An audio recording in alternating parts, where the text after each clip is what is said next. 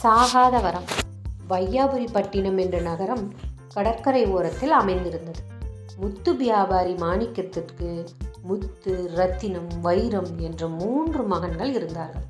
இவர்களில் பெரியவன் முத்து வெளிநாடுகளில் வியாபாரம் செய்து பொருளீட்டி கொண்டு வருவான். அவன் தம்பி ரத்தினமும் வைரமும் உள்ளூர் வியாபாரத்தை கவனித்துக் கொண்டார்கள். முத்து வியாபாரி மாணிக்கத்திற்கு ஒரு நாள் உடல்நிலை சரியில்லாமல் போனது. தான் இறந்து விடுவோம் என்று தோன்றியது. சொத்துக்கள் அனைத்தையும் உள்ளூரில் இருக்கும் தனது மகன்களிடம் ஒப்படைத்துவிட்டு இறந்து போய்விட்டார். பேராசை கொண்ட ரத்தினமும் வைரமும் அப்பாவின் சொத்துக்களை 2ஆக பிரித்து கொண்டு அண்ணன் முத்துவை கொலை செய்ய திட்டமிட்டனர். ஒரு நாள் அண்ணன் முத்து திரும்பி வந்தான். அவனிடம் சொத்துக்களை 3ஆக பிரித்து கொள்ளலாம் என்று தந்திரம் செய்தார்கள். அண்ணனும் தம்பிகள் சொன்னதை நம்பினான். ஆனால் அன்று இரவே முத்து தூங்கிக் கொண்டிருக்கும் போது அவனை அடித்து ஒரு குளத்தில் வீசி எறிந்தனர். அடுத்த நாள் அந்த குளத்தில் இருந்து கோவிலின் எதிரில் படுத்து கிடந்தான் முத்து. ஆனால் அவன் உடம்பில் எந்த விதமான காயமும் இல்லை. தூங்கி எழுந்த முத்து தனக்கு முன்னால் கடவுள் இருப்பதை கண்டு வணங்கினான். என்ன நடந்தது என்றார் கடவுள். நடந்ததை சொன்னான் முத்து. இனி உனக்கு எந்த ஆபத்தும் வராது.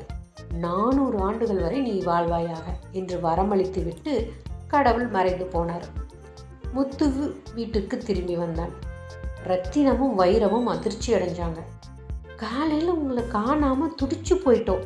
உங்களை பார்த்த பின்னாடி தான் எங்களுக்கு உயிரே வந்தது என்று சொல்லி அழுதார்கள், நடித்தார்கள். என்ன நடந்தது என்று கேட்டார்கள். எதையும் மறைத்து பேச தெரியாத முத்து நடந்ததை அனைத்தையும் ஒன்று விடாமல் சொன்னான். 400 ஆண்டுகள் சாகாமல் வாழ பெற்ற வரத்தையும் கூறினான். தங்களுக்கும் இதே போல் அதிக ஆண்டு வாழ வேண்டும் என்ற ஆசை வந்தது இருவருக்கும். பேராசை பிடித்த ரத்தினமும் வைரம் தங்கள் இருவரையும் அடித்து அந்த குளத்தில் வீசி எறியும்படி ஏற்பாடு செய்தனர். அடுத்த நாள் அவர்கள் இருவரும் கோவிலின் எதிரில் தூங்கியபடி கிடந்தனர். தூங்கி எழுந்தனர். அவர்கள் எதிரில் கடவுள் வந்தார்.